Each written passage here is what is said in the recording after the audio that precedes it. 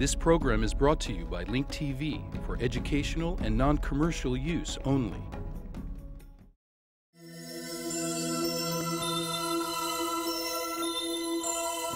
Mosaic, a daily news program from Link TV, presents a selection of news reports from independent and state-controlled broadcasters from throughout the Middle East.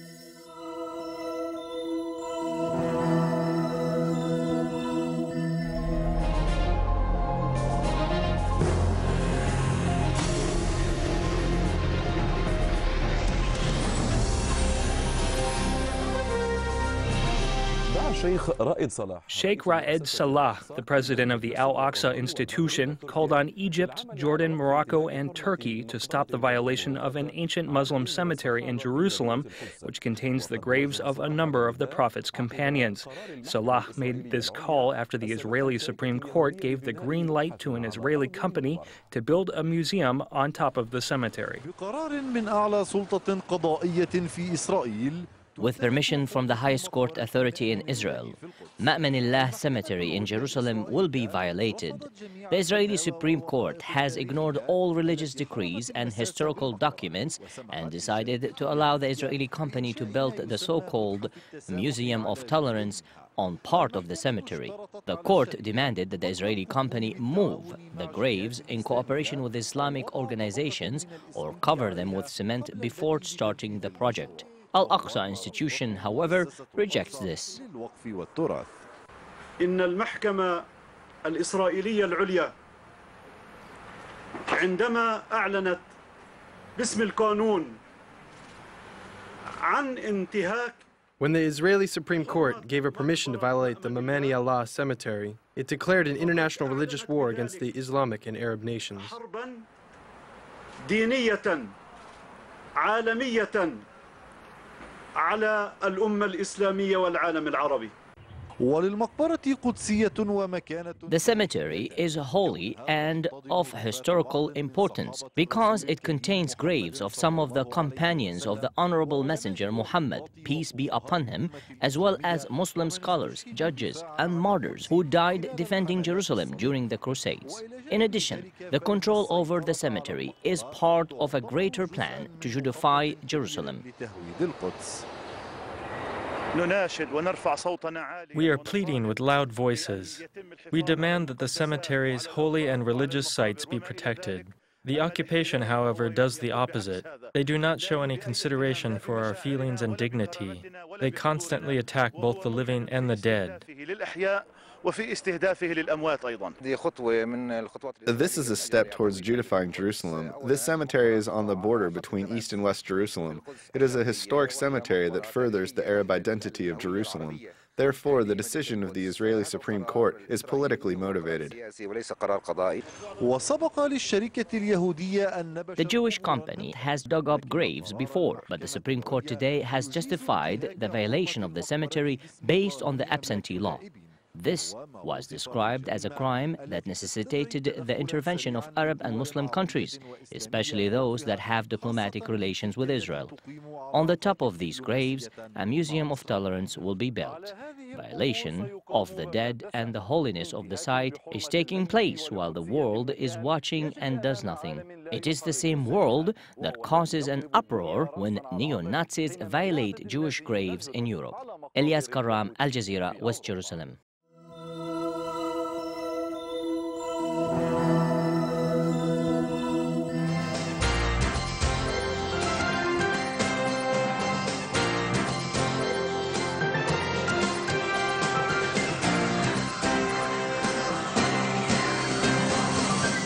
We open with further violence on the Israel-Gaza border. Palestinians this morning fired 2 anti-tank missiles at IDF soldiers operating south of the Kisufim crossing near Kibbutz Nir Oz.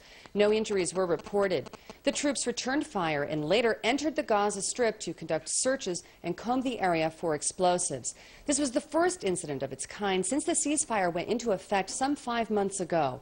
Just yesterday, however, all crossings into Gaza were closed following reports that a Qassam rocket had been fired into Israel. Bitter controversy in Israel today over the decision by the country's two leading commercial television stations, Channel 2 and Channel 10, to air a telephone interview with Yigal Amir, the assassin of Prime Minister Yitzhak Rabin. The interview was taped in advance of the November 4th anniversary of Rabin's murder. Under intense public pressure, both of the channels have backed down and said that they will not broadcast the interview. IBA's Eli Walgalenter brings us the story. Convicted assassin Yigal Amir is in big trouble today after giving cell phone interviews to channels 2 and 10 News. Prison rules forbid Amir from giving interviews, but he went ahead and did it anyway, and after snippets of them were broadcast last night, Channel 2 aired about 30 seconds, Channel 10 2 to 3 minutes, Amir will now be punished. The Israel Prison Service has decided to transfer Amir to the protective custody wing of Eshel Prison in southern Israel. He faces disciplinary action, and his phone privileges will be revoked, as will family visits. In the meantime, the public outcry over the broadcast has been overwhelming, leading Channel 2 to cancel tonight's airing of the entire interview. Amir's brother said it was all a setup, that Yigal did not know he was being recorded for the interview. He insisted that his words not be quoted or aired, Amitai Amir said. This is blatant deception. In the interview, Amir said he was influenced to assassinate Prime Minister Yitzhak Rabin by former Prime Minister Ariel Sharon, former cabinet ministers Rafael Eitan and Rehavam Zevi, and by all the military experts who called the Oslo Agreement a disaster.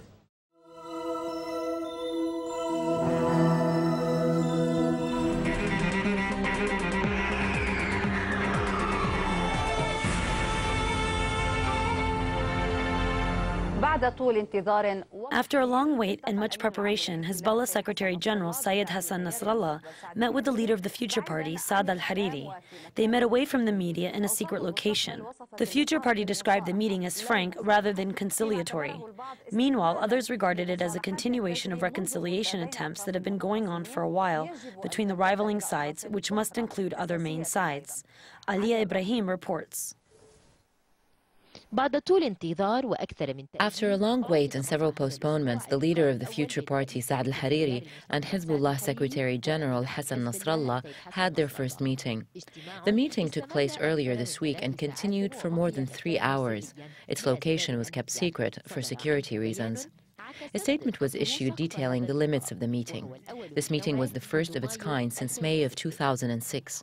Since all sides have vested interest in calm, they agreed on frankness. The word reconciliation, however, was absent. They emphasized that the Lebanese government has the final word without creating any change in terms of political alliances. This was confirmed by both sides. It is very clear that Hezbollah does not want a quadruple alliance, and neither does the Future Party. The quadruple alliance occurred during a specific phase, and that page has been turned. The political disagreement right now is deeper than the prospect of a political alliance. Currently, there is an agreement for the ceiling of the political disagreement. Those are the Doha and Taif agreements, and the Lebanese government has the final word on all of these conflicts. Whoever wins in the parliamentary elections, congratulations to him, because he will be the one to rule.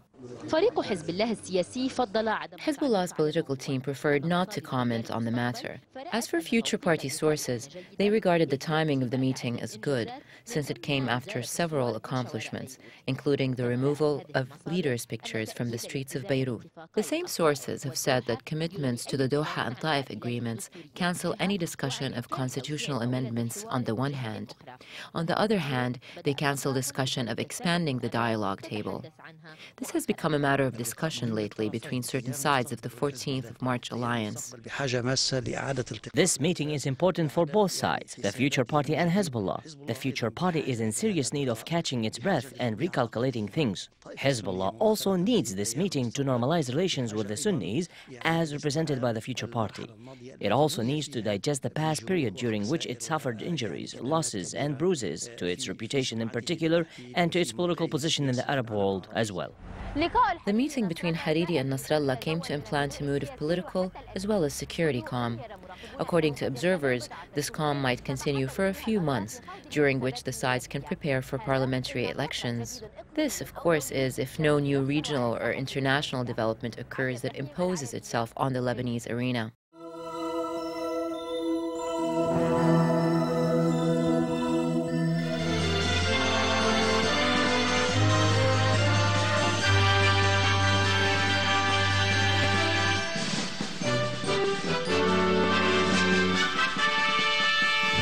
Iraq security agencies confirmed that the province of Diyala has been declared secure and completely free of terrorist groups. This news comes after the Iraqi forces launched Operation Bashar al-Khair, or Promise of Good Deeds, in Diyala. Meanwhile, displaced Iraqi families continue to return to their original places of residence in Diyala, where the security forces took control of the entire province.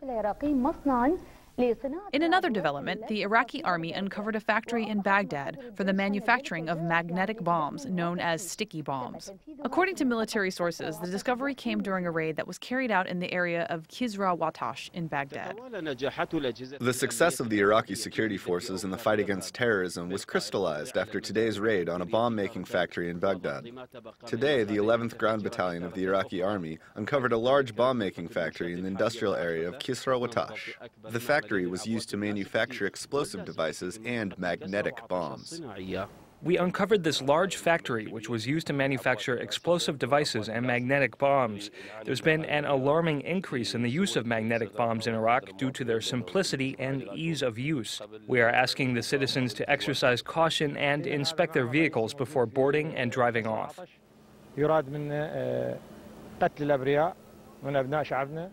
This was a major bomb-making factory that was discovered in the area of Kisra Watash. These bombs would be used to kill Iraqi civilians and members of the security forces. We also seized a cache of missiles and explosives, which included the substance sulfur, which is used in the assembling of bombs. In addition, we seized more than 187 magnetic bombs. Despite attempts by the terrorists to fortify this hideout, which included a bomb-making factory, the highly skilled members of the security forces were able to discover it. The security forces have carried out several military operations during the past few days. We uncovered this factory, which was built on a floor hidden between two old walls. After searching the fenced area, we uncovered a cache of weapons and bombs. The structure seemed intact, when in reality it was made up of two sections. The security forces have become familiar with this type of structure. They measured the area inside and outside the factory and found that the lengths were different. Then they demolished the wall and found another hidden section. This is where we found the bombs. The Iraqi citizens, who are strongly condemning terrorist actions, deserve part of the credit for the success of this operation. The awakening of Iraq's security agencies and the cooperation of its citizens have helped in the seizure of these weapons and bombs, which would have been used to disrupt the security and stability of the Iraqi people. Abbas Naam, Iraqiya, Baghdad.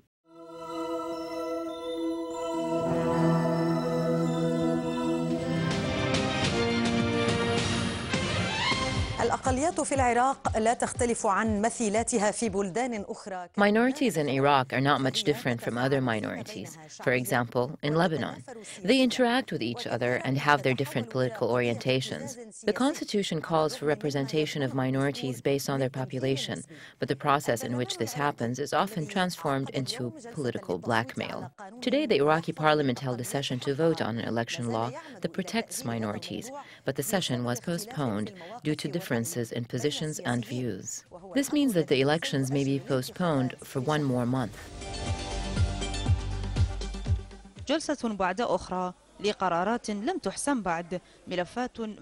There's been one meeting after the other, but issues have not yet been resolved. There are attempts to reform the election law, but there are also sharp differences pertaining to minorities' representation in the parliament. The UN envoy opposed the current election law and called it the law that undermines minorities. The Kurds are also strongly opposed to the election law.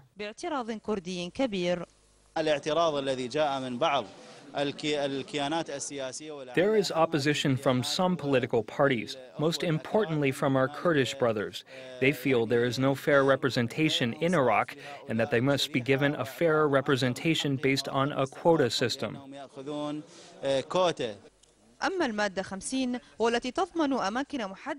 Article 50 of the Constitution, which guarantees the rights of different minorities in specific areas, is being discussed at a time when a number of parliament members are no longer present.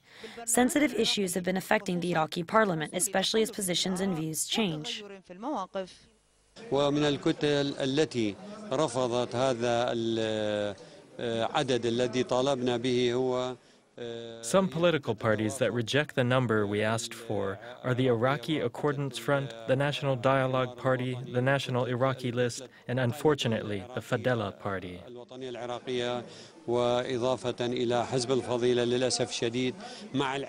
One should keep in mind that all of these parties had voted in favor of the minorities on July 29th.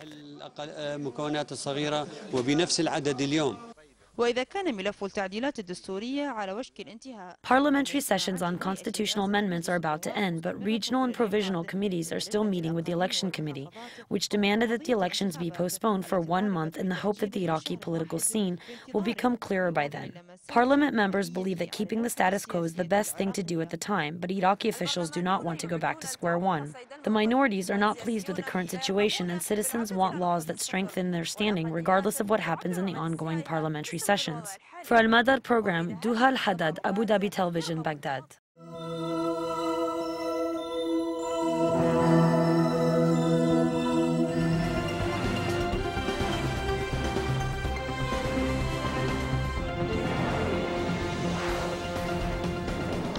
The United States has, for the second time on Friday, carried out airstrikes on Pakistani soil, killing at least 32 people.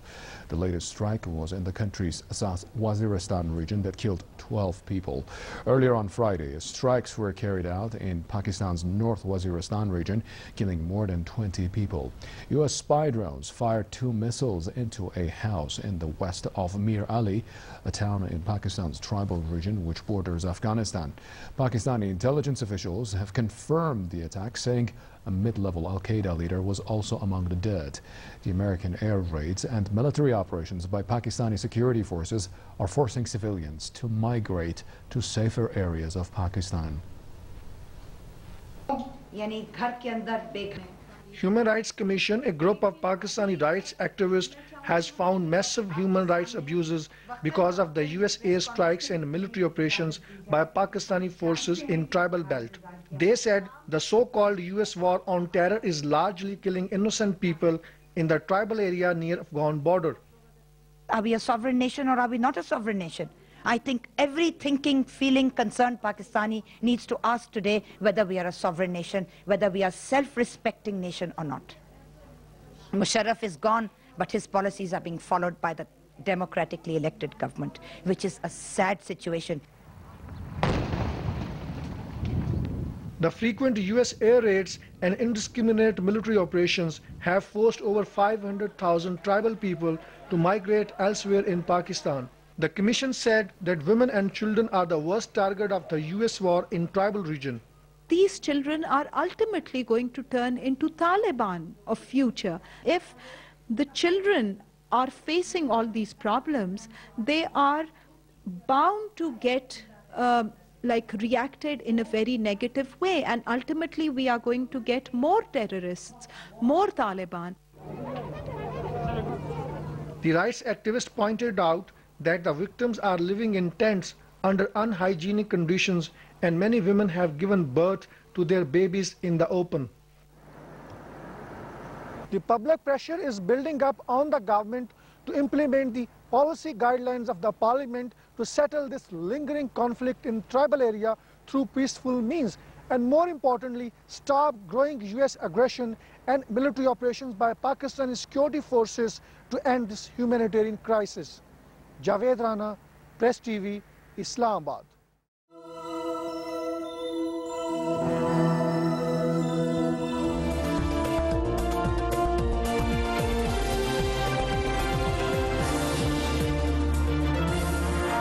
في اليمن غيض الماء وقضي الأمر والكارثة التي حملتها السيول. In Yemen, the water receded and the storm ended, but the disaster caused by last week's flood is still present in the cities and villages of Hadramaut. Al-Mukalla, the capital of the governance, incurred the least amount of damage in comparison to Tarim, Sayoun, Sakh, and Qassam. Thousands of people suffered losses and many lost their homes after water turned the old houses into mounds of mud and rock. Abdul Rahman al-Shmuri reports from Al-Mukalla. More than a week has passed since the disaster, but it has affected Abdullah immensely. He has become used to returning here every morning to stand at the remains of his home, which has become a mound of mud. He recalls the moments of warmth he once had in this place. The destroyed home is all he inherited from his father. The house sheltered his 10 brothers, whom he supports, as well as another family. They are now staying as guests with neighbors and relatives, waiting for help. This is in contrast to Raqiya, who is sleeping unsheltered. The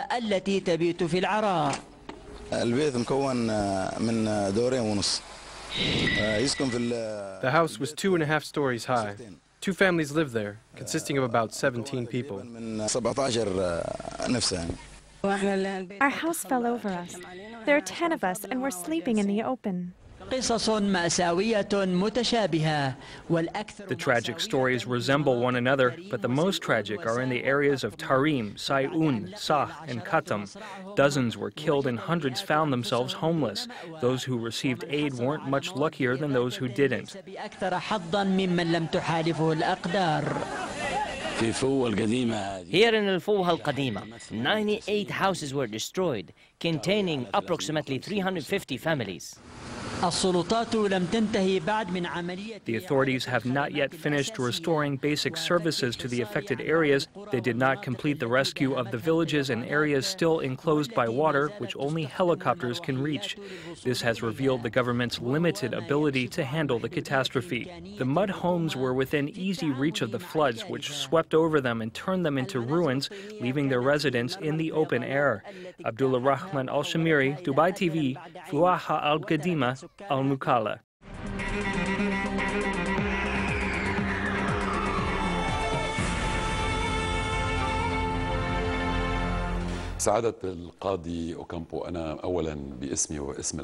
Mr. Luis Moreno Ocampo, the prosecutor of the International Criminal Court, on behalf of Al-Arabiya channel, I thank you for this interview. We want this interview to provide clarification for the Arab population, and for the Sudanese in particular. They have yet to understand the indictment against President al-Bashir and the evidence, and they wonder what will happen next. My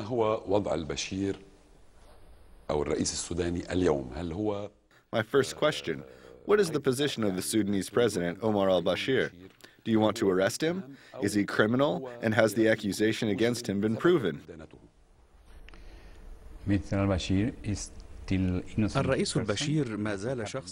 President al-Bashir is still innocent, and he has not been questioned thus far. As prosecutor of the International Criminal Court, I presented the judges with evidence which shows that over the past 5 years, al-Bashir was using the Army, Air Force, the Janjaweed militias, and other military groups to launch attacks on 3 groups. These are the Al-Fur, the Al-Masalet, and the Al-Zakawa. He launched attacks against them because he considered them to be among the groups that defy his authority as Sudan's president. In 2003, the army attacked the civilians of these groups in their cities and villages. They killed them, raped their women, and displaced about 3 million people. Some of them escaped to Chad. About 80 to 200,000 people died. Approximately 2.5 million live in refugee camps today. They organized these refugee camps by themselves around major cities in Darfur. We will also prove that al-Bashir is pursuing them now in these refugee camps. Worse methods were used, such as starvation and rape. As soon as someone leaves the refugee camp, the men are killed and the women are raped. Al-Bashir does not give any tangible support to his people. Rather, he impedes the international humanitarian aid efforts. Therefore, we accuse General al-Bashir of being responsible for these mass killings and committing crimes against humanity. However, as the prosecutor of the International Criminal Court, I will present the case in court to 3 judges, one from Ghana, the second from Latvia, and the third from Brazil. These judges will decide on the case. It is their decision. However, so far we have not taken any measures against al-Bashir. He can use law to defend himself. He can hire a lawyer to defend him against these accusations. In the end, this is a penal court, and these are the standard procedures. A recent U.S. attack on Syria is shrouded with mystery. The U.S. says it was after terrorists, but Syria insists that only civilians were killed. Is the attack linked to the elections? And why now? Answers to these questions and more on Link TV's Mosaic Intelligence Report. Another bizarre incident was added to the string of assassinations and attacks that have plagued Syria for the past year. On October 26, an American commando raid on a farm in Syria near the Iraqi border claimed the lives of 8 civilians, including a woman and 3 children, according to both the Syrian government and the gruesome images beamed on several Arab satellite television networks across the Arab world. One of the injured told Syrian television that he saw 4 helicopters coming from the border area under a heavy blanket of fire. Someone else shot a video of the planes using his cell phone camera. I saw 4 helicopters in the air. 2 planes landed near the building and fired at the workmen inside. The other 2 planes continued to hover over the building. After each hovering cycle, the planes would go down, fire, and retreat back up. The helicopters arrived at the intended target and killed 5 people, including the building's security guard and his wife. It was a heinous and criminal act by the U.S. forces. Syria television also showed the building guard's injured wife in a hospital bed with a tube in her nose, saying that 2 helicopters had landed while 2 remained in the air during the attack. The United States claimed that the intended target was a leading Al-Qaeda member called Badran Turki al-Mazidi, aka Abu Gadiya, who operated a network to smuggle fighters and weapons into Iraq. However, the only images of the dead and injured are poor, illiterate laborers and their families. On Thursday, thousands of people demonstrated in the Syrian capital, Damascus, to condemn the attack, which was referred to as a criminal and terrorist aggression by Syrian Foreign Minister Walid al-Muallim. This prompted the United States Embassy to close its doors. What makes this raid odd is the fact that it comes shortly after U.S. commanders praised Syria for reducing the flow of insurgents into Iraq from 100 per month to 20. Syria has also shown unusual cooperation and willingness to reach out to the West and its neighbors. 2 weeks ago, Syrian President Bashar al-Assad ordered his government to establish full diplomatic relations with Lebanon. Syria also seems to be back on the good side of EU countries after rapprochement with France, and it has been engaged in on-again, off-again indirect negotiations with Israel as well. Even odder, Syria is in the thick of confrontations with militant Salafi and Al-Qaeda type groups. Mysterious assassinations have been occurring, starting with the explosion in February that took the life of Imad Mughniya, the guerrilla mastermind of Hezbollah, followed in August by the killing of Mohammed Suleiman, a leading Syrian general and security advisor to the president, who was murdered under strange circumstances in the coastal town of Tartus. In September, a car bomb in the outskirts of Damascus killed 17 people, and most recently, there have been reports of shooting in the Yarmouk Palestinian refugee camp. Now, what's strange about the latest event is its timing. Why now? With John McCain trailing in the polls and with a few days left to the U.S. presidential elections, many analysts in the Middle East believe that this recent American incursion on Syrian territories was intended to boost John McCain's standing as the man best fit to lead the U.S. troops in a time of crisis. Claiming the surge in Iraq as a military success has done very little to help John McCain in this latest stretch of the race. Attacking Iran this late in the game seems to be off the table. And with bin Laden still alive and roaming free, what's left? Call me a conspiracy theorist, but could this be a parting gift from George Bush to a desperate John McCain? Is this the October surprise that has gone awry? I guess we will never know, since what happens in Syria stays in Syria. I'm Jamal Dajani for the Mosaic Intelligence Report. To learn more about this program or to share your thoughts, visit us at linktv.org/mosaic. You can also visit my blog on the Huffington Post.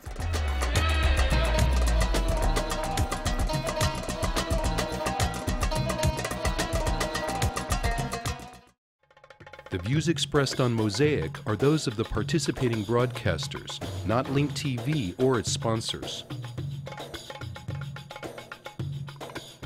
The production of Mosaic is made possible with the support of viewers like you. Thank you.